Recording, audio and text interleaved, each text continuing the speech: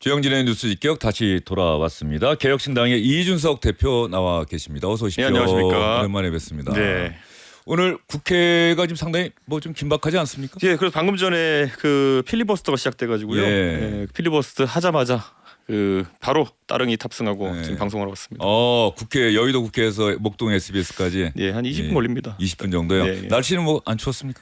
아직까진 탈만합니다. 예. 예. 공용 자전거입니까? 개인 자전거? 공용자전 따릉이입니다. 따릉이. 예, 근데 따릉이가 이제 그 여의도에 특히 국회가 예. 따릉이 맛집이라고 예. 이 엄청나게 많은 따릉이가 있기 때문에 그 1년 번호대로 좀 뒤에 거 타면은 굉장히 성능이 좋아가지고. 그것도 또 그런 게 있어요? 이 따릉이 차이가? 자주 타시는 분들은 앞에 예. 뭐 3만 번대, 5만 예. 번대 이런 게 지금 이름이 7만 번대가 예. 최루신이거든요. 예. 7만 번대 골라서 타고 오면은 쌩쌩하게 달려옵니다. 예. 그게 뭐 어느 정도 유료입니까? 무료입니까? 제가 이용한 적이 없어서. 연간 이용권을 끊으면 연간 이용권 예, 끊고 한 번에 2시간씩 탈 수 있습니다. 그리고 자전거의 1년 번호를 잘 봐서 예. 뒷번호 쪽을 선택하면 성능이 좋다. 7만 번대 타면은 뭐 날아갑니다, 진짜.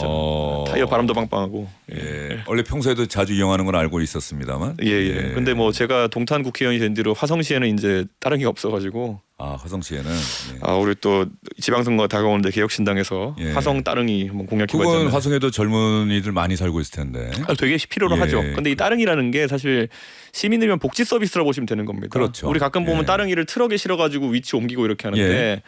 이게 보통 한 방향으로 많이 타고 다시 갖다 놓지는 않는 경우가 많거든요. 그렇죠. 예, 예. 그러니까 이게 따릉이가 돈이 뭐 들겠나 싶지만 그거 갖다 놓는데 굉장히 돈이 많이 들거든요. 그래서 아. 화성같이 인구 밀도는 서울보다 적고 면적은 넓은 곳 같은 경우에는 그 비용이 꽤 들 겁니다. 예. 예전에 국민의힘 대표가 됐을 때도 예. 그 당시 인터뷰할 때 그 타고 왔다는 기억이 또 나는데. 그랬더니만 민주당에서 5만 가지 공격을 다 하더라고요. 이준석이 따릉이 뭐 1km 거리밖에 안 타고 타는 척한다 그러는데 원래 예. 따릉이 그렇게 타라고 있는 거거든요. 예. 국회에 딱 저기 출근을 할 때 따릉이 타고 출근하는 네. 모습 영상으로 봤던 기억도 납니다. 네. 자, 이준석 대표 최근에 이 쿠팡의 그 개인정보 대량 유출 사태, 네. 그게 또 소관 상임위에서 활동하고 있지 않습니까? 그렇죠. 거기 예. 거방위에서 지금 주로 다루고 있고요. 이게 지금 미국에서도 지금 소송이 제기가 됐다고 해서. 예. 예. 지금 당장 김범석 의장이죠. 실제적 경영주인데 거기를 이제 증인 신청했는데요. 출석할 것으로 보이진 않습니다. 예, 여러 가지 이유를 들어서 출석 안 할 거로 보이고요. 한다면 이제 저는 개인적으로는 대학교 학부 선배입니다. 몇 안 되는. 그래서 예전에도 한 10년 전에 뵌 적이 있는데 예. 은둔의 경영자 소리를 듣잖아요. 예. 이번 기회에 좀 투명하게 좀 쿠팡에 대해서 얘기할 수 있는 기회가 됐으면 좋겠습니다. 그 국민들이 특히 쿠팡을 이용해 왔던 소비자들이 갖는 불만 중에 하나가 쿠팡, 특히 김범석 의장 같은 경우 돈은 한국에서 버는데 네. 책임을 져야 할 일이 생길 때는 나는 외국인이어서 이런 거에 상당히 좀 강하게 저기 불만을 토로하고 있는 것 같아요. 이 구조를 보실 필요가 있어요. 그러니까 예. 한국의 유통산업을 하겠다고 작정한 순간 예.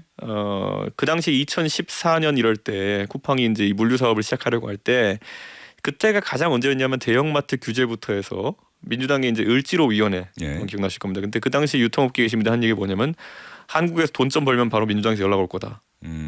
그래서 쿠팡은 굉장히 특이한 체계를 갖춘 게 우리나라는 소위 이제 로비 업무를 하는 대관 담당자라는 걸 많이 두고 있는데 그렇죠. 대부분의 기업들이 쿠팡은 한국 대관을 거의 안 합니다. 없는 건 아닌데 예. 있고 대신에 미국의 정계 로비를 굉장히 많이 하는 편입니다. 미국에서 이 사람들도 예. 비즈니스 하는 사람들인데 예. 한국의 민주당이랑 뭐 어떻게 해가지고 하는 것보다는 차라리 그 미국의 우산 속에서 사업하는 게 낫겠다라는 판단을 한 것 같습니다. 예. 그러니까 저는 이게 의미하는 바를 좀 저희가 봐야겠는데요. 지금 쿠팡이 왜 이렇게 커졌느냐를 보면은 대형마트 규제라든지 아니 유통산업에 뭐 전 세계적인 조류가 있는데 거기에 대해서 이제 물론 좋은 의도였겠지만은 소상공인을 보호하고 하겠다는 의도였겠지만은 잘 기억하시면 뭐 광주에는 대형 뭐 복합 쇼핑몰이 들어가는 것도 막았고 대형 마트는 이제 주말 규제나 이런 것들 들이기 시작했고요. 이러면서 온라인으로 많이 넘어간 겁니다.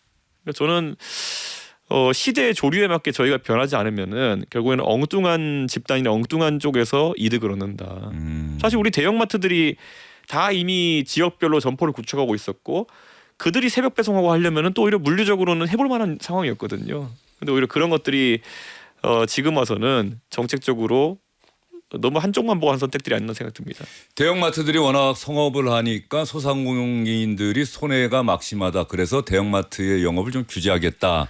이렇게 시작이 됐는데 하다가 보니까 예. 정책이라는 게 늘 그런 측면이 좀 있는 것 같아요. 그렇죠. 이게 효율화 또는 이게 시대의 조류라는 것을 막아세운다는 게 잠시는 가능하지만은 결국엔 쓸려가는 거거든요. 예. 지금 우리 자율주행차 이런 것도 잘 생각해봐야 됩니다. 며칠 전부터 테슬라의 오토파일럿 FSD라는 것이 이제 들어오기 시작했는데 이거를 언제까지 우리가 현대 기아차가 이걸 개발할 때까지 여러 가지 규제로 막고 있을 것이냐.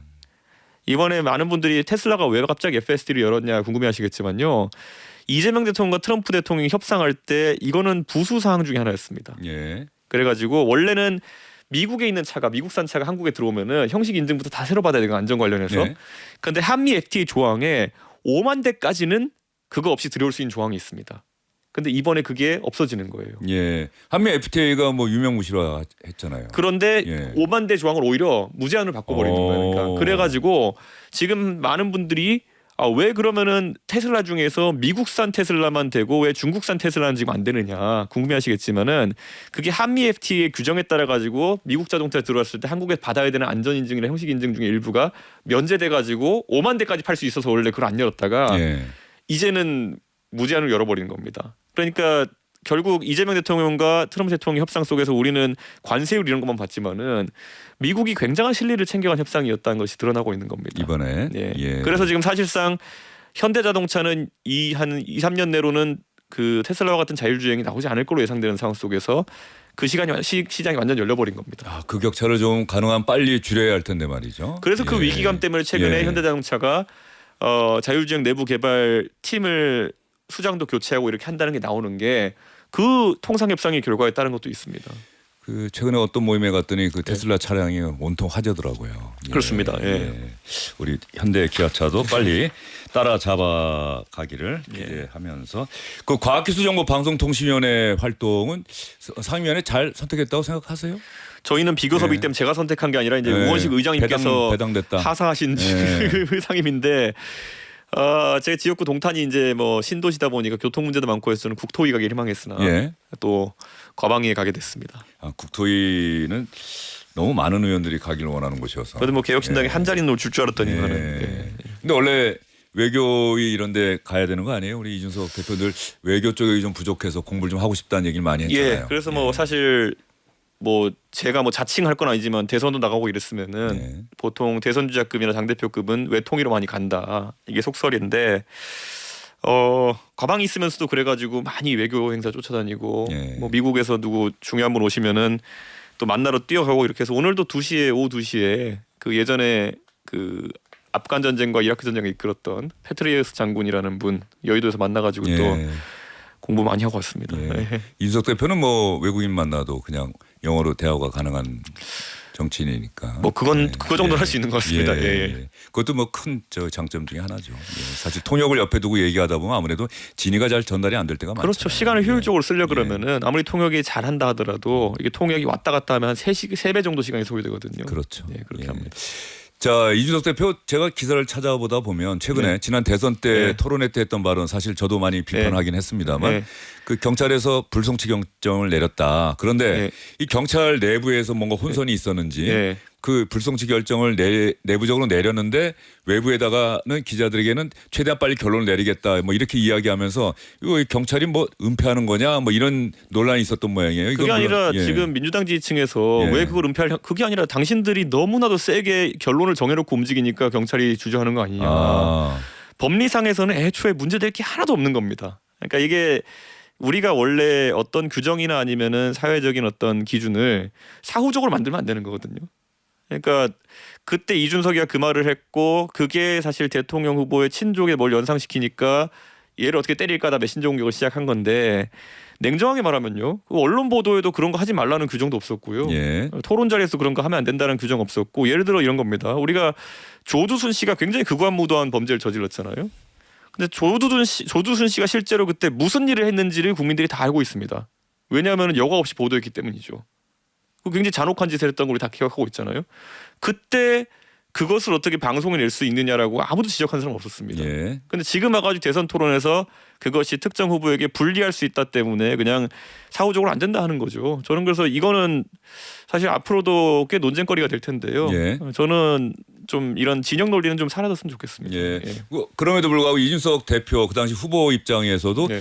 그 당시 발언 때문에 상당히 많은 비판을 받았고 득표율에도 상당히 영향을 미치지 않았느냐. 그래서 개혁신당 당원들에게도 나중에 뭐 사과의 뜻을 밝힌 것으로 제가 그 기사를 본 기억이 있는데 맞습니까? 예, 그 선거 과정 중에는 당연히 예. 그런 부분 만약에 유권자 불편했다 그러면은 그에 대해서 얘기할 수 있는 거지만은 저는 이런 거는 항상 논쟁거리가 좀 돼야 된다 봅니다. 예, 논쟁거리가 돼야 한다.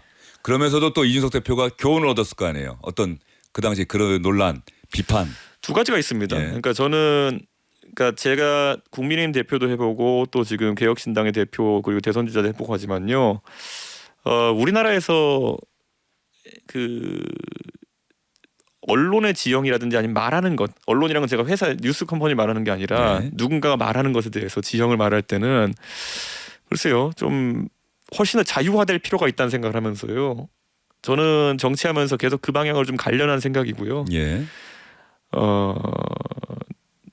글쎄요 저는 자유에 대해 가지고 계속 얘기를 하려고 합니다. 자유에 대해서는 계속 이야기하려고 네, 한다. 예. 앞으로도 또 그렇게 그런 꼭 그 발언을 뭐 반복한다는 취지는 아니지만 네. 어쨌든 간에 뭐 그런 발언들을 하는 것을 주저하지 않겠다 뭐 이렇게 들리는데 맞습니까? 예, 저는 뭐 예를 들어 범죄자의 예. 범죄를 보도한 데 있어가지고 언제부터 우리가 그렇게 뭘 할 수 있고 없느냐를 얘기했었냐. 저는 이건 약간 지금도 보면 뭐 배우 조진웅 씨 문제 관련해 가지고 이런 기준들 막 들이대고 있잖아요. 특정 정당의 지지층에서. 냉정하게 보면은 그 전에 그러면은 비슷한 사건이 터졌을 때 그런 얘기를 한 사람이 있느냐. 저는 되짚어볼 만한 문제거든요. 사회에서 가장 위험한 것이 때에 따라 바뀌는 규정들, 그러니까 그리고 뭐 진영 논리 이런 것들인데 이건 좀 생각할 필요가 있습니다. 사회가 어느 방향으로 할 네. 것이냐. 저는 조금 더 표현에 대해서 자유로워져야 되고 뭐 만약에 이번에 조지웅 씨 사태가 어떤 식으로 사회적 합의가 될지 모르겠지만은 저는 만약에 진짜 뭐 과거에 있던 잘못에 대해서 관대해지는 방향으로 대한민국이 결정한다. 그럼 제발 그 다음 이슈도 똑같이 대응했으면 좋겠습니다. 잣대가 바뀌는 일은 없었으면 좋겠다. 아니 잣대는 바뀔 수 있습니다. 예. 시대에 따라 가지고 예. 그게 시대적 흐름인데 비슷한 유형의 사안에 대해서 한 방향으로 갔으면 좋겠습니다. 한 방향으로. 네. 우리 쪽 사람 같으니까 이랬다가 저쪽 사람 같으니까 이랬다가 이런 식으로 가면은 굉장히 곤란하거든요. 우리 윤석열 대통령 취임했을 때 그때 뭐 정순신 씨나 이런 분들 뭐 임명되고 할 때 보면은 국가수사본부장 예. 뭐 굉장히 그 자녀나 이런 거에 대한 문제 나왔을 때 아니 어떻게 그럴 수 있냐 그러면서 공격했던 게 바로 민주당이었거든요. 예. 근데 이거는 자녀의 건도 아니고 본인의 건인데 학폭도 아니고 뭐 훨씬 센 건인데 개과천선하면 되는 거지 왜 그러냐 뭐 이런 식으로 나오는 거는 이중잣대 맞죠. 알겠습니다. 조진웅 씨 사안 같은 경우도 사실은 많은 분들이 그런 일이 있었네, 은퇴 선언했네 하고 그렇게 넘어갈 수 있었는데 갑자기 이 사안이 SNS 상에서 상당히 뜨거워지면서 저는 그리고 이 자리에서 논쟁거리가 되고 있는 것 같아요. 저는 이 자리에서 오히려 개인적인 예. 생각을 밝힌다면요. 조진웅 씨의 앞으로 거취에 대해서는 시장에 맡겨야 된다. 시장에 맡겨야 한다. 그분이 배우로서 어떤 작품 찍었을 때 대중이 그런 일 때문에 도저히 못 봐주겠다 그러면은 뭐 상업적으로 안 되는 거고요. 그런데 지금 상황에서 저는 조진웅 씨가 개과천선할 수 있다? 뭐 그럴 수도 있다 봅니다. 근데 그거는 시장이 판단해야 될 문제고요. 대중이 또 판단할 노력해야 될 문제다 이렇게 봅니다. 예. 당장 지금 뭐 연예인에 대한 것도 우리 유승준 씨부터 시작해서 많은 기억이 나지만요. 한 방향으로 좀 우리가 나갔으면 좋겠습니다. 예, 알겠습니다. 예. 그럼에도 이준석 대표가 예. 발언 워낙 할 때마다 많은 논란이 되고 화제가 되고 그래서 이준석 대표의 발언이 좀 더 진중했으면 좋겠다는 분들이 많을 것 같아서 이준석 대표가 앞으로 좀 그런 발언 지난번 대선 때와 같은 발언은 안 하는 게 좋겠다. 다만 아까 자유 그런 부분에 있어서 그 부분 그러한 토론을 지향하는 발언은 뭐 그건 물론 누구나 또 수긍할 수 있을 것 같고요. 개혁신당은 이제 정기국회가 끝나가고 있고 뭐 임시국회가 하더라도 뭐 1월까지 계속 가지는 않을 것 같은데 지방선거 준비가 어떻게 되고 있습니까? 저희는 이제 광역단체장 후보 같은 경우에는 지금 대전 충청권은 나오겠다는 분들이 다 있는 편이고 있습니까? 충청권은? 충남 대전 뭐 태종 다 후보군이 잡혀가는 상황이고 인천도 나오겠다는 분 있고 서울도 지금 뭐 거기는 경쟁이 붙을 수 있을 정도로 거의 나온 것 같고 경지사는 아직까지 미궁이고 부산도 나오겠다는 분 있고 뭐 이렇게 정리돼가는 것 같습니다. 경기지사는 이준석 대표가 직접 나가는 것 아니냐. 그런데 많은 분들은 또 개인 추론을 전제로 추정을 전제로 이준석 대표가 어떻게 얻은 국회의원 배지인데 그걸 그 던지고 경기지사에 나가겠느냐, 계속 국회의원 할 거다라고 이야기하고 있는데. 동탄에서 제가 할 일들이 많기 때문에 그거 지금 굉장히 열심히 하고 있는 편인데 그 동탄에 일을 하는 데 있어서 예를 들어 뭐 분당선 지하철을 연장하는 문제 아니면 뭐 고속도로 IC를 설치하는 문제 뭐 여러 가지 이런 큰 단위의 프로젝트 같은 경우에는 오히려 국회의원보다는 행정을 하는 게 나을 수 있다라는 판단이 주민들 사이에 있을 수도 있습니다. 그래서 뭐 제가 이런 말 방송에서 할 때마다 활발하게 의견 개진을 주민들이 해주시는데요. 뭐 아직까지는 속단할 수 없는 상황이 될 것 같습니다. 열어두고는 있다. 열어둬야죠. 그거는. 닫아놓은 상태는 아니다. 동탄의 그런 프로젝트를 해결하는데 도움이 된다면 열어놔야죠. 국민의힘에서는 개혁신당의 움직임을 상당히 주시할 것 같은데 물론 지금 내부가 워낙 복잡해서 그 어쨌든 국민의힘에서 지방선거에 관심 있고 걱정하는 많은 분들이 이준석 대표를 만나면 개혁신당이 그래도 우리랑 손잡고 좀 이렇게 해야 되는 거 아니야? 그런 얘기하는 정치인들 없습니까? 뭐 이게 전제 조건도 아니고 하지만요. 뭐 용기가 우선 없잖아요. 그러니까 윤석열 없다. 대통령은 이미 상당한 잘못을 저지르고 감옥에 들어가 있는 상황이고 뭐 예견되는 그 내란 재판 1심에서도 중형을 면치 못할 거로 보이는데 아직까지 못 놓고 있잖아요. 잘 생각해 보면은 윤석열 대통령이 대통령 되자마자 처음 한 일이 뭡니까? 이준석이 날리고 한 것부터 시작한 거 아니겠습니까? 그러면 예를 들어 이준석에게 뭔가를 대화라도 해보려면은 그건 정리해놓고 시작해야 되는 거거든요. 그 당시 이준석을 쫓아내기 위해서 윤석열 쪽에 붙었던 사람들이 이준석에게 뭐 배신자로 아니 그때는 뭐 배신자였나 그때는? 그때는 저를 내쫓은다면 배신자라는 게 어디 있어요? 그리고 뭐 지금 와서 보면은 뭐 속된 말로 택도 안 되는. 뭐 대선 때 네가 안 도와줘서 그러면은 그때 진지하게 이준석으로 후보를 만들어 보든지 한번. 그런 것도 아니잖아요. 맨날 그러니까 평생 배신자로만 붙들고 저렇게 가겠다는 얘기를 하고 있는 건데. 그걸 보고 누가 거기서 마음이 동할 것이며 한 번 당했지 두 번 당하겠느냐. 인지상정이거든요.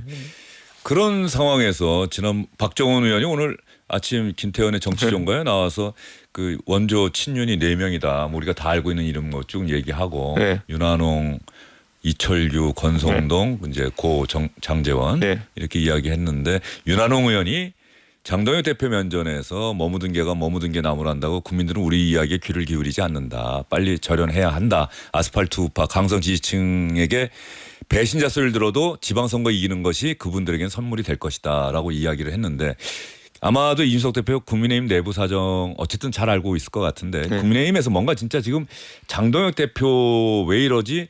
장동혁 대표로는 안 되겠다라고 하는 움직임이 있다고 듣고 계세요? 구체적인 움직임이 있는 겁니까? 듣죠. 많이 듣죠. 그런데 다들 용기가 없으니까요. 그럼 그 다음 단계 표현이 뭐가 될지를 전혀 고민을 안 하죠. 지금 예를 들어 장동혁 대표를 예를 들어서 혹자가 말하는 것은 비대위 만들어 쫓아낸다. 그 다음에 어떻게 할 건데요? 이게 원래 우리가 장을 비우는 것은 맛있는 음식을 먹기 위해 장을 비우는 건데 그렇게 장을 비우고 뭘 드시려고요? 저는 뭐 그 답이 안 나오는 이상 장을 아무리 비워도 답은 없다. 그런 생각입니다. 장동혁 대표, 그러니까 근본적으로 윤석열 전 대통령과의 절연, 계엄과 탄핵 이 부분에 대한 명확한 사과 그리고 이준석 대표에게도 사과를 해야 되는 겁니까? 저는 기대도 안 하고 있고요. 그게 아까 전제 조건이 아니라 말씀드렸기 때문에 하지만 논리적 구성에 따라서는 그거 먼저 해야죠. 그리고 저는 장동혁 대표 사과 메시지 내는 거에 저는 의외로 제가 기자분들이 물어보면요. 장동혁 대표가 왜 사과를 합니까? 이렇게 답했거든요. 장동혁 대표는 사후적으로 자신의 정치적 이해관계에 따라 가지고 지금 윤호기인 하고 있는지 몰라도 계엄 때는 계엄 반대했던 사람이거든요. 그러니까 그 과정은 제가 잘 모르겠지만은 지금 장동혁 대표는 윤석열 전 대통령에 대해 대리 사과를 할 자격이 없는 사람입니다. 대리 사과를 어떻게 합니까? 뭐 그 정권의 총리였습니까? 뭐 그때 그 당시에 윤석열 대통령이 있을 때 뭐 대표였습니까? 윤석열 전 대통령이 몸담았던 정당의 대표잖아요. 그거 대리 사과인데. 대리 사과. 희한하잖아요. 그러니까 장동혁 대표는 대리 사과 시켜도 저는 별로 감흥이 없을 것 같고 장동혁 대표도 사실 무슨 말 할지 모를 테고 뭐 그런 거겠죠. 그 이준석 대표의 이야기 듣다 보니까는 국민의힘과 뭐 지방선거에서 연대할 일은 없다 이렇게 들리는데 그래도 뭐 가능성이 조금이라도 열려는 있는 겁니까? 그러니까 총선 때도 대선 때도 저희는 이런 선거에 대한 구도에서 얘기할 때는 예. 저희가 한 말 항상 지켰거든요. 예. 그러니까 지방선거에서 특별히 달라질 이유가 있겠느냐. 그게 지금 상황이죠. 예. 그 이 자리에 나온 패널들하고도 이야기를 해본 적이 있는데 예. 이준석 대표와 한동훈 전 대표라는 정치인이 과연 함께 무언가를 도모할 수 있을까? 같은 정당의 울타리에 있는 일이 가능할까? 절대 안 될 것이다라고 생각하는 분들이 많던데 이준석 대표는 그런 질문 좀 받았을 거예요. 사석에서나 많이 또 받죠. 그렇죠. 예. 열려 있습니까? 저는 모든 상황 열려 있습니다. 어허. 네, 그런 거에 예. 대해서는 다 열려 있고요. 지금 뭐 안철수 대표도 사실 차이가 좀 있더라도 계엄이나 아니면 중차대한 상황 속에서 예. 안철수 대표가 옳은 선택을 하고 또 이공계 관련한 이 관심은 저희 공통을 갖고 있는 게 많으니까. 맞아요. 안철수 대표에 대해서 이준석 대표가 예전에 가졌던 예. 부정적인 인식은 뭐 저도 근데 많이 그것도 느꼈으니까. 되짚어보면요. 예. 안철수 대표가 그 당시에 바른미래당 때 제 공천 잘라서 그렇게 된 겁니다. 예, 그러니까 이게 많은 사람들이 역사를 몰라서 그러는데요. 예. 그냥 아무 이유 없이 제 공천 잘라서 시작된 거거든요. 예. 예, 그러니까 그거는 지금 상황에서 한동훈 전 대표 같은 경우에는 뭐 저는 뭐 제가 뭐 김태현 변호사 친하고 하니까 예. 가끔 뭐 공개적이고 비공개적으로 뭐 이런저런 조언도 합니다만 안 듣겠죠. 예. 그런데 지금 상황에서 보면은 제가 그분에 대해 했던 말 중에 틀린 게 있었나라는 생각이 들거든요. 예. 예. 그런데 한동훈 전 대표와 이준석 대표가 어쨌든 간에 동병상련이라고 할까요? 그런 비슷한 상황은 있잖아요. 국민의힘의 이른바 뭐 주류라고 할까요? 주류로부터 거센 공격과 비판. 뭐 심지어는 한동훈 전 대표는 이름조차 거론하면 안 되는 지경까지 지금 갔다는 거 아닙니까? 근데 그거야 뭐 저는 제가 뭐 윤석열 대통령한테 빚진 거 하나도 없이 저는 베풀기만 하고 저를 쫓아낸 거거든요. 예. 그러니까 그거와는 다르고요. 예. 한동훈 전 대표는 본인이 윤석열 정부의 황태자였다는 사실을 잊지는 않았으면 좋겠어요. 그 부분에 대해서도 좀 명확한 인식을 해야 한다. 저는 한동훈 전 대표가 아까 이제 장동혁 대표가 사과하느냐 마느냐 문제가 있었다고 하는데 한동훈 전 대표가 이번에 일정 부분 뭐 사과 비슷한 걸 하긴 하지만은 윤석열 전 대통령이 황태자였던 것에 대해 가지고 그리고 그걸 바탕으로 해가지고 이재명 대통령을 잡는 역할을 부여받았으나 결국 결과는 나지 않고 결국에는 계엄에 이르게 된 상황에 대해 가지고 한번 좀 풀어 설명을 좀 해줬으면 좋겠어요. 예. 예, 어쩌다 갑자기 반윤의 투쟁 선봉에 서게 되느냐. 예. 예, 그런 것들. 예, 개연성이 너무 떨어지잖아요. 예. 조금 전에 이준석 대표가 또 워낙 저 예. SNS나 이런 기사를 예. 빨리빨리 잘 접하니까 국민의힘의 당무감사위원회가 한동훈 전 대표 당원 게시판 논란 불거진 뒤 한 전 대표 가족 동명의 당원 4명이 한꺼번에 탈당했다고 갑자기 긴급 공지를 내렸다는 기사가 조금 전에 떴어요. 예, 예. 이건 또 어떻게 보이세요? 저는 한동훈 전 대표가 뭐 오늘도 제가 본의 아니게 뭐 평론 및 조언을 하게 됩니다만은 예. 감나무 밑에서 감 떨어지길 기다리는 정치는 제가 누가 하는 걸 많이 봤는데 안 됩니다. 예. 농사를 짓든지 아니면 감을 따려면은 짝대기를 들든지 둘 중 하나거든요. 예. 근데 지금은 그분 주변에 있는 분과 얘기해봐도 세상이 갑자기 무너져가지고 우리 앞에 5명이 갑자기 사라지면 우리 차례다라는 생각으로 정치를 하려는 것 같아요. 그런 거 오지 않습니다. 그런 거 오지 않습니다. 예. 싸우려면 대차게 싸워가지고 짝대기 들고 가든지 감 따러 가든지 아니면은 다른 데서 개간에서 농사를 짓든지 둘 중에 하나입니다. 그거는 김영삼, 김대중부터 앞에 대한민국 정치 역사에서 무수히 많은 사람, 하다못해 박근혜까지도 입증한 예. 그런 경로입니다. 그거는. 알겠습니다. 한동훈 전 대표와 이준석 대표가 함께 만나서 뭔가 이야기하는 장면이 과연 가능할지 이 부분에 대해서 아마 많은 분들이 관심을 갖고 있을 것 같습니다. 그 장경태 의원 최근에 그 불거진 성추행, 성폭력 의혹 이 부분에 대해서도 이준석 대표 상당히 비판적인 생각을 갖고 있는 겁니까? 갖고 있는데 그거는 뭐 특별한 상황 때문에 제가 언급하기가 좀 어려운 상황입니다. 그리고 뭐 피해자 보호라는 게 제일 중요하기 때문에 언급하기 어려운 상황이고 사실 그래서 지금 전 정치권에서 그것도 굉장히 그 피해자에 대한 2차 가해 및 인신 공격이 지금 횡행하고 있는데 그것도 진영 논리가 아니었으면 좋겠습니다. 예. 이준석 대표에게 이 질문은 꼭 하고서 좀 마무리하고 싶습니다. 이재명 정부 6개월 지났습니다. 그래도 이재명 정부가 잘했다라고 생각하는 부분이 이준석 대표에게는 있을 것 같은데. 이재명 대통령이 말한 것들을 오히려 제대로 실현하지 않아서 참 잘하고 있다는 생각을 합니다. 어떤 부분입니까? 이재명 대통령이 뭐 외교에 있어서 CSC에 이러면서 친중적인 행보를 보일 것이라든지 이런 것들 안 하고 있어가지고 잘하는 겁니다. 이재명 대통령께서 뭐 돈을 퍼주겠다, 돈 퍼주긴 했지만은 반기업적 정서나 이런 걸 드러내는 게 아닐까라고 우려했었는데 그걸 안 해가지고 지금 잘하고 있는 겁니다. 그래서 적어도 그래서 저는 이재명답지 않아서 이재명 대통령께서 지금 잘 관리하고 계시다는 평가를 저는 하겠습니다. 그래서 저는 앞으로도 이재명 대통령께서 이재명답지 않았으면 좋겠다. 예. 그리고 그건 좋은 겁니다.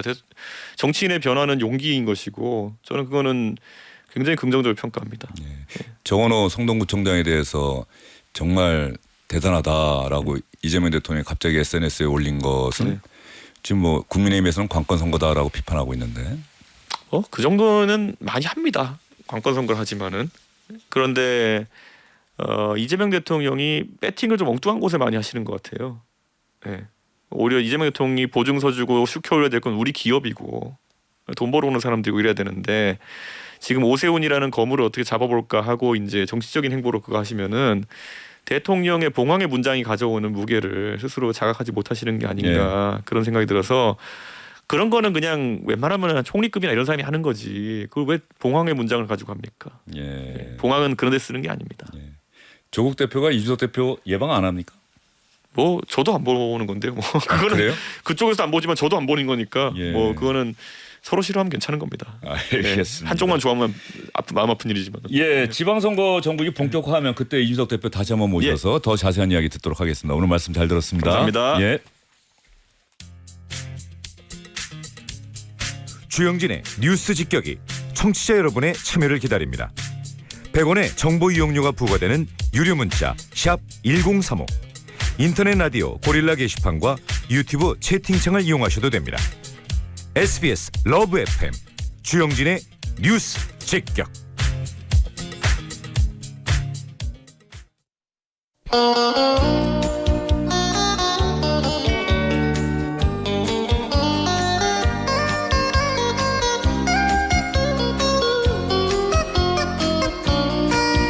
이규석 씨의 기차와 소나무 음악 배경으로 김성환 시사평론가 윤희석 국민의힘 전 대변인 나오셨습니다. 어서 오십시오. 네, 안녕하세요. 예, 앞에 인터뷰가 조금 길어져서 아주 스피디하게 속도감 있게 좀 진행을 해보도록 하겠습니다. 먼저 조금 전에 잠깐 언급했습니다만 국민의힘 당무감사위원회에서 한동훈 전 대표의 이른바 당원 게시판 그 논란에 대해서 논란이 불거진 뒤 가족 동명 명의의 뭐 4명이 탈당했다 이 사실을 확인했다라고 공지를 했는데 이건 뭡니까? 당무감사위원회가 예. 이른바 당원 게시판 문제에 대한 징계를 위해서 당무감사를 하겠다고 발표를 한 게 한 몇 주 됐죠. 예. 그러고 나서 후속 조치의 이제 경과를 발표한 걸로 보이고 놀라운 것은 실명을 밝혔어요. 저는 뭐 기사를 봤더니 실명까지는 아닌데 실명이 나왔어요. 이름을 다. 예, 이름이 나왔고 어느 당협 소속이었는데 언제 탈당을 했다. 서울 지역 어디? 예. 예. 예, 당협을 밝혔어요. 지역도 밝혔고 탈당 날짜까지 각각 얘기를 했고 그래서 이렇게 해도 되나? 일단 처음은 예. 원래 정당법에 보면 당원의 신원을 누출할 경우에는 뭐 최고 징역 3년, 뭐 금고 3년 뭐 이런 게 있잖아요. 예. 이렇게 되면 이제 신원을 특정할 수 있다고 볼 때 이게 과연 맞는 거냐라는 생각을 하게 되고 두 번째는 뭐 이것까지 얘기할 수 있을 것 같은데요. 저희가 이름은 모릅니다만 아내, 장모, 장인, 동명 당원의 경우 뭐 이런 식의 이제 뭐. 근데 실명이 나왔다고 실명을 발표를 했어요. 예. 그 좀 이상한데요. 실명을 공개한 예, 실명이 건? 나와서 예. 제가 그래서 그러는 겁니다. 실명이 없이 그냥 뭐 얘기했으면 그렇다 하겠는데 실명이 나왔기 때문에 이게 도대체 어떤 상황과 연결되느냐, 뭘 생각하고 여기까지 하느냐. 그리고 이제 전수조사했다는 거 저희가 작년 11월에 당시 법률자문위원장이었던 주진우 의원이 전수조사했고 1,060개의 글을 받고 뭐 이런 얘기를 쭉쭉 했잖아요. 아주 심한 내용은 동명이인 한동훈이 한 거다. 여기까지 얘기를 했고 가족이 올린 거는 별 문제가 없다. 가족이라고 생각되는 사람이 올린 거는 문제가 없다. 발표를 한 적이 있는데 거기에 대해서도 전수조사를 당해서 실시했다거나 결과를 확보했다는 사실을 확인한 바가 없다. 그러니까 작년에 법률자문위원장인 주진우 의원이 했던 발언을 그냥 부인한 거예요. 이게 좀 어떻게 될지 모르겠습니다. 한동훈 전 대표 일단 반응을 좀 보긴 봐야겠네요. 방금 전에 예. SBS 그 스토브리그라는 그 프로에서 발언을 하셨어요. 그래서 그 내용은 뭐 퇴행이다 이거는. 그리고 그 지난번에도 얘기했던 거예요. 예. 2호선 당무감사위원장은 장동혁 대표가 모시고 온 사람이니까 장동혁 대표가 작년에 무슨 얘기를 했는지를 이 건 관련해서 다시 한번 상기해 보면 2호선 위원장이 장동혁 대표한테 다시 물어보는 게 맞지 않느냐 뭐 이 정도 언급을. 근데 이야기를 하다 보면 또 많은 분들이 그 김성환 평론가에게 평론하시는 입장이니까 한동훈 전 대표가 가령 이런 거죠. 뭐 그게 사실이다 아니다. 또 사실이면 그 부분에 대해서는 정말 그 논란이 괜히 불러일으켜서 죄송하다. 이렇게 좀 명쾌하게 가면은 되는데 뭔가 그 한동훈 전 대표 약간 거리를 두고 이야기하는 듯한 느낌이어서 뭔가 이게 사실관계조차 지금 많은 분들이 당원 게시판 논란 정도로만 알고 있는 거죠. 윤석열 전 대통령을 비방하는 글에 한동훈 전 대표 뭐 가족 명의의 가족 이름과 동일한 그 계정들에서 뭐 글이 나왔다가 논란인데 어떻게 생각하세요? 근데 뭐 그 논란에 뭐 이 사실 여부를 밝히면 또 거기에 논란에 빠져드니까 거기다 이제 거리를 두는 이런 한동훈 태도를 전 보이는 것 대표의 같은데요. 대응에 대해서 네, 그렇죠. 대응은 이제 그럴 수밖에 없지 않나 이런 생각이 드는데요. 사실 유무를 제가 뭐 알지는 못하기 때문에. 근데 뭐 이미 윤석열의 시대는 간 거 아닙니까? 갔는데 그때를 얘기를 꺼내가지고 지금 다시 뭐 징계를 하겠다고 이렇게 하는 거 보면 이준석 대표 찍어내기 그때가 좀 생각이 나요. 마치 뭐 그 불법 계엄이 한동훈 전 대표 때문에 뭐 일어난 것처럼 이렇게 몰고 가는 건 좀 치졸해 보이는데 제가 볼 땐. 그러니까 그게 지금 중요한 게 아니잖아요. 언젠가 우리를 겨누는 칼이 될지 모르겠다 이렇게 좀 걱정하고 있는 것 같은데 제가 볼 때 그런 걱정 안 해도 될 것 같은데요. 그 이렇게까지 굳이 해야 할 이유가 뭔지를 솔직히 잘 모르겠어요. 뭐 민주당에서 이런 일이 있다 하더라도 마찬가지인 것 같아요. 한동훈 전 대표가 언젠가 우리를 겨누는 칼이 될지 모르겠다. 그런 걱정 안 해도 된다. 왜 그런 말씀하신 겁니까? 그러니까 그 정도까지 새가 있는 게 아니잖아요. 그러니까 국민의힘이 지금 뭐 한동훈 전 대표 때문에 무너질 당도 아니고요. 그 정도까지 새를 갖고 있는 것도 아니고 이건 어찌 됐든 간에 선거를 통해서 국민들의 심판을 받아야 되는 거거든요.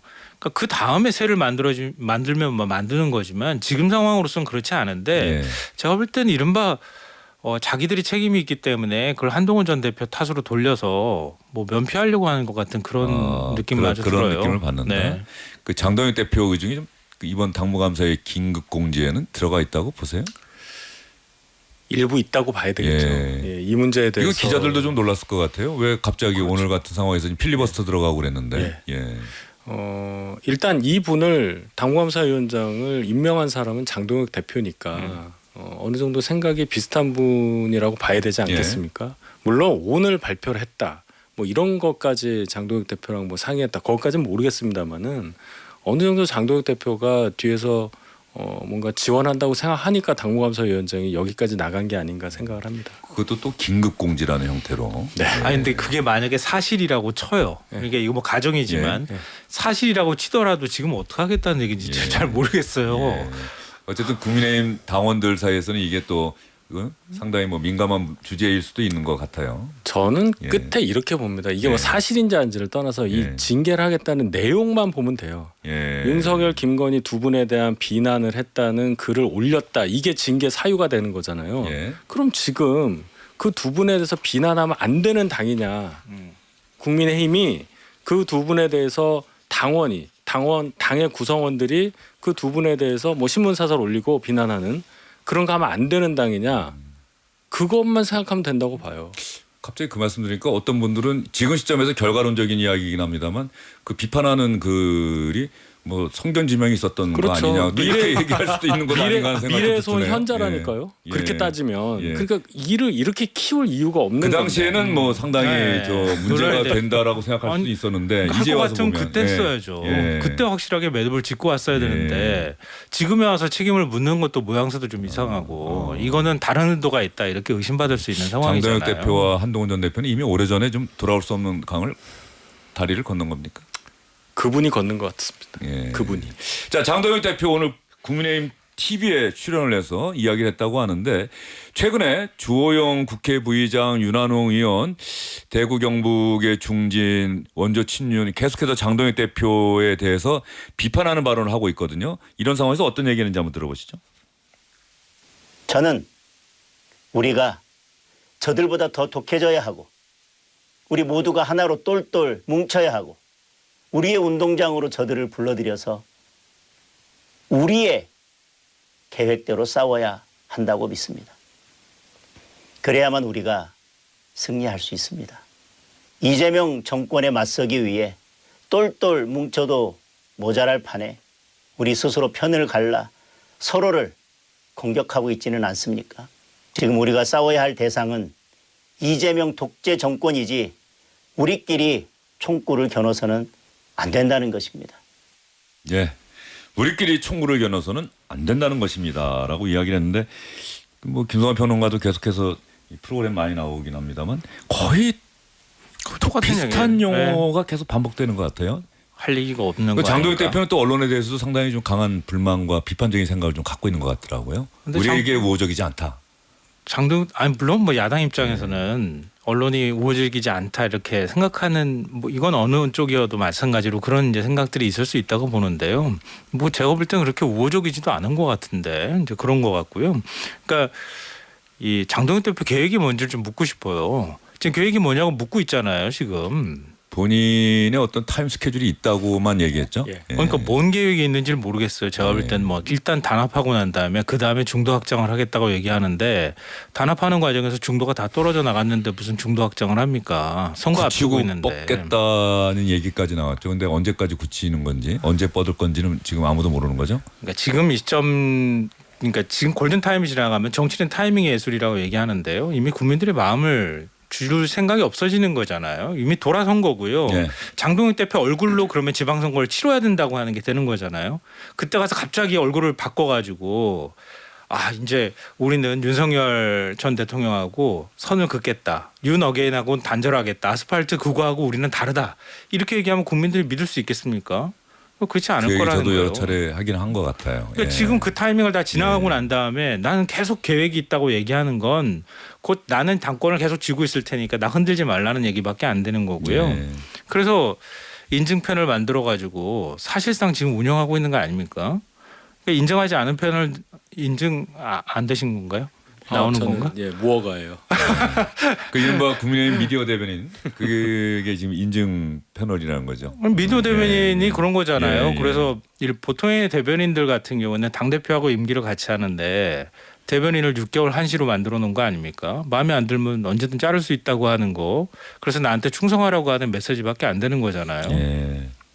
뭐 그럼에도 불구하고 방송사에서는 뭐 패널들 섭외는 방송사의 재량이고 방송사가 선택하는 거니까 뭐 하신 말씀이 많죠. 근데 뭐 많이 하셨을 테니까 네, 예, 핵심만 예. 아니 뭐 다 맞는 말씀하셨고 장동혁 대표가 이 생각만 하셨으면 좋겠습니다. 제1야당의 당 대표예요. 본인의 직위를 유지하는 것도 중요하지만 진영 전체의 리더잖아요. 어쨌든 형식상으로는 어디까지 갈 건가에 대해서 많은 분들의 의견을 수렴해서 거기에 따라야 합니다. 저는 그 말씀을 좀 강조하고 싶습니다. 예, 알겠습니다. 다음 주제로 넘어가 보도록 할게요. 오늘 이재명 대통령이 법인 해체, 특히 종교와 관련한 재단 해체라고 하는 강경한 발언을 내놓았는데 이게 아마 내일 그 통일교 관계자들에 대한 공판이 예정돼 있는 모양이죠. 그 하루 앞둔 상황에서 나온 것이어서 상당한 관심을 받고 있습니다. 어떤 발언인지 한번 들어보시죠. 종교단체 정치 개입하고 그 불법 자금으로 이상한 짓 하고 하는 거 해산 방안 검토하라고 한 거 하셨어요? 종교 단체가 조직적으로 굉장히 그 심한 정도의 위법 행위를 지속했을 때 해산이 가능합니다. 개인도 범죄를 저지르고 반사회적 행위를 하면 제재가 있는데 당연히 사단법인이든 재단법인이든 법인격 제도 헌법과 법률에 위반되는 지탄받을 행위를 하면 해산시켜야지. 제재가 아니라 해산이라고 하는 표현을 썼어요. 이 부분 상당히 강경한 발언이고 아마도 저 부분은 조직적으로 국민의힘에 그 자금도 되고 당원 가입도 하고 지금 그런 의혹과 혐의를 받고 있는 통일교를 대상으로 한 발언이 아니냐라고 하는 관측과 분석이 나오고 있는데 뭐 그렇게 보시죠? 네, 뭐 지금 이 시점에서는 그렇게밖에 해석이 안 될 것 같은데요. 근데 조금 더 확장해서 얘기를 하면 언제부턴가 종교단체가 정치에 너무 깊숙하게 개입하고 있다고 하는 우려의 목소리가 계속 나왔던 거잖아요. 그 정당 경선이 점차 이 당원들 가입을 해서 네. 그 대상으로 어떤 여론조사를 하는 형식으로 진행되다 보니까 네. 자꾸 나에게 유리한 나하고 친한 어떤 이런 분들을 자꾸 가입시키려고 하는 노력이 좀 그동안 있었던 것 아닌가? 근데 사실 이번 기회에 민주당도 당원 전수조사를 했잖아요. 그래서 의심스러운 당원들을 지금 아예 권리당원에서 배제하는 이런 조치들을 취했던 건데요. 그러니까 민주당은 권리당원이 160만이 넘잖아요. 근데 국민의힘은 상대적으로 그렇게 많지 않거든요. 절반 정도 됩니다. 80만 네. 정도? 예. 근데 투표를 하는 사람으로 치면은 보통 한 뭐 40% 투표한다고 치면 그보다 적다고 볼 수 있고요. 40만이라고 치면 40만 가운데 한 10% 20%만 움직인다 하더라도 상당히 큰 영향을 미칠 수 있잖아요. 그러니까 결국 계속 흔들리는 현상이 나타나는 건데 뭐 그건 차치하고서라도 그건 이제 선거 국면에서 있었던 일이지만 이번에 이제 이른바 탄핵 국면에서 벌어졌던 일들을 봐도 그렇고 뭐 정광훈 손현보 목사 두 목사를 필두로 한 개신교에 보수화되어 있는 그 종교 단체들도 역시 마찬가지고요. 그리고 신천지 문제 홍준표 전 대표가 시장이 문제제기하면서 굉장히 시끄러웠잖아요. 예. 그런다가 이제 통일교 얘기까지 나왔단 말이에요. 이거는 정교 분리를 천명하고 있는 헌법하고 비교해 봤을 때도 너무 과도하다. 이런 공감대가 국민들 사이에서 있을 것 같고요. 이번에 뭐 1순위가 통일교가 될지 어떨지 모르겠지만 종교 활동을 금지하는 게 아니라 종교 법인을 해산하는 문제잖아요. 예. 위법행위를 했을 때 종교 법인 해산할 수 있는 거죠. 이게 뭐 취해복권 지역이 있는 거 아닌 거예요. 그런 부분에 대해서 일종의 경고 메시지를 던진 것이다. 그 이재명 라고 대통령 아까 생각합니다. 이야기 들어보면 앞에서는 제재라는 표현을 쓰다가 마지막에 법제처장의 보고를 듣고 나서는 해산이라고 하는 단어를 썼다. 이건 이재명 대통령 머릿속에 있다는 얘기거든요. 그러니까 법인이라 할지라도 이제 자연인처럼 예. 헌법에 위배되는 행위를 하면 이제 해산, 똑같은 제재를 해야 된다는 얘기인데, 근데 저희 당 걱정을 많이 해주셨는데 요새 나오는 얘기는 이제 민주당에도 통일교가 똑같이 했다. 사람 수는 더 많은 것 같아요. 뭐 15명 얘기가 나오니까. 특검이 조금 설명이 특검법상 수사 대상이 아니었다라고 해명을 하는데 많은 분들은 또 고개를 갸웃거리고 있는 것 같긴 해요. 특검법에 예. 있었잖아요. 민주당이 넣어놨잖아요. 관련해서 인지한 사건도 한다. 인지했으니까 해야죠. 근데 어떤 논리에서 이게 특검법에 의한 수사 대상이 아니라고 하는지 잘 모르겠습니다. 뭐 공색하게 이 내사 사건 번호 받아서 다른 수사기관에 이첩하겠다고 했는데 뭐 좋습니다. 특검이 능력이 없어서 그렇다고 치고 민주당이 지금 이러한 상태에 이제 연루가 된 거잖아요. 제가 볼 땐 굉장히 커질 것 같은데 민주당에서는 뭐 자체 윤리 감찰을 하겠다라고 저 대변인이 얘기한 것 같아요. 그는 하나만 한 얘기예요. 예. 그건 당연히 하는 거고. 수사권이 없기 때문에. 아니 당연히 하는 건데 그걸 예. 하겠다라는 말 자체를 우리가 얘기할 필요는 없는 거고 예.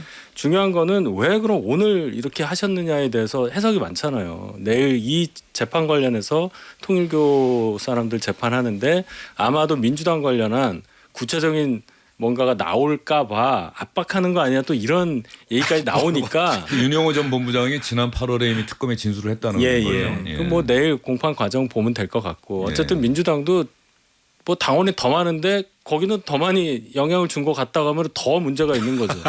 더 문제가 있는 거죠. 슬쩍 화제를 돌리셔가지고 아니 그게 깜짝 아니라 놀랐는데. 그렇잖아요. 저희 당 40만 얘기했잖아요. 거기 예를 들어서 80만이 한다고 그러면 맞아요. 얼마나 네. 그 영향을 많이 미치겠어요. 그러니까 더 똑같은 많이 인지 갔는데. 사건인데 왜 민주당은 수사 안 하느냐 뭐 그렇죠. 이렇게 얘기할 수 있는 문제 해야죠. 제기는 좀 할 여지가 충분히 예. 있다고 보는데요. 그렇다고 해서 또 너무 과장하는 건 좀 문제가 있다고 과장은 봐요. 안 했습니다. 제가. 왜냐하면 그러니까 아마 제일 제가 볼 때 문제가 될 만한 사람은 전현직 의원이라고 얘기하는 2명인 것 같아요. 그 두 사람은 뭐 3천만 원이든 몇 천만 원이든 뭐 돈을 받았고 고가의 그리고 뭐한 사람은 시계도 받았다 받았다고. 뭐 이렇게 예. 얘기되는 거잖아요. 그리고 나머지 사람은 뭐 예를 들면 사실 어느 종교 단체나 뭐 어느 기업이나 마찬가지지만 뭐 출판 기념회나 이런 데 후원을 한 걸 가지고 포함해서 얘기를 하고 있는 것 같아요. 그런 식으로 따지면은 통일교에서 집중적으로 후원했다고 하는 국회의원들, 국민의힘 의원들도 5명이나 있는데 지금 수사 안 받았잖아요. 했으면 제대로. 좋겠어요. 진짜 지금 했으면 와서 또 좋겠어요. 그렇게 얘기하시는데 진짜 아니 했으면 그러니까 좋겠어요. 저는. 예. 그러니까 그거는 합법적인 범위 내에서 최대한 이제 후원금을 낸 거잖아요. 그것까지도 불법으로 뭐 재산을 하고 수사를 했다 그러면 국민의힘이 훨씬 더 반발하지 않겠어요? 정교 분리를 얘기하면서 그러니까, 어디까지를 합법으로 보는 기준을 제시하고 말씀하셔야죠. 그러면. 그러니까 합법적인 범위 내에서 하는데 얼마나 조직적인 행위가 있었느냐. 뭐 예를 들면 국민의힘처럼 대선에 우리가 직접 개입하겠다고 하는 뭐 종교단체 지도자까지 한학자 총재까지 나서서 집중적으로 뭔가 후원을 하고 후보를 만들고 그리고 거기에 따른 대가가 뭐 명품으로 갔다거나 이런 방식으로 가느냐 안 가느냐가 일단 제일 중요한 것 같고요. 네. 지금 특검의 기본적인 수사 대상도 이른바 김건희 특검이라고 얘기하는 것처럼 그것의 조직적인 행위를 수사하는 거기 때문에 거기에서 일단은 민주당과 관련돼 있는 부분은 다르잖아요. 결이. 네. 다른 얘기니까 얘기를 하는 거죠. 그러니까 결국은 뭐 저는 의혹의 시선은 보낼 수 있다고 생각하고 수사도 해야 된다고 보지만 그렇다고 해서 너무 과장하게 표현할 필요는 없다고. 어쨌든 김건희 특검에서 그 통일교 관계자의 진술과 관련해서 민주당 의원 전현직 정치인들이 뭔가 받았다. 이 부분에 대해서 국수본으로 좀 이첩했다는 기사가 좀 전에 들어온 것 같은데 특검이 어쨌든 간에 이 수사 결과 발표하면서 그 부분은 상당히 그 국민들로부터는 왜 그랬을까라고 하는 그런 좀 비판을 받을 수밖에 없는 선택이었던 것 같아요. 그 왜 수사를 안 했을까? 안 하면 안 한다고 좀 공개를 했었어야 되는데 마치 뭔가 숨긴 듯한 느낌이 있잖아요. 그렇죠? 그 부분은 좀 특검이 아마 최종 수사 결과 발표할 때 기자들의 질문이 좀 있지 않았을까 싶고요. 시간은 얼마 남지 않았습니다만 그 김남국 전 디지털 소통 비서관이 그 문자 때문에 현지 누나 훈시경 때문에 그만뒀잖아요. 그러면 그 문자를 보낸 문진석 민주당 원내수석 부대표는 어떻게 할까? 그만둬야 되는 거 아닌가라고 많은 분들이 생각하는데 그만두는 선택을 지금 안 하고 있어요. 그냥 의원총회에서 의원들에게 정말 다시 한번 사과했고 김병기 원내대표는 심사숙고하겠다 정도 지금 현재 여기까지 와 있는데 어떻게 생각하십니까?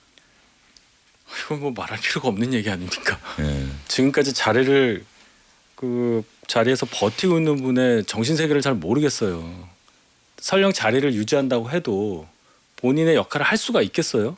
이 정도 큰 무리를 일으켰는데 그럼 여러 사람을 위해서 본인을 위해서도 자리를 물러나는 게 맞죠. 그 자리가 얼마나 좋은 자리인지 제가 안 해봐서 모르겠지만 이 정도 우리가 얘기할 정도면은 미리 했어야죠. 재선 의원쯤 됐는데 그걸 판단 못한다는 걸 저는 정말 이해할 수가 없습니다. 김성환 시간을 얼마 안 남았으니까 예. 네. 아유 아프다. 네, 뭐 그렇게 그만두는 게 모양이 맞죠. 예. 맞고요.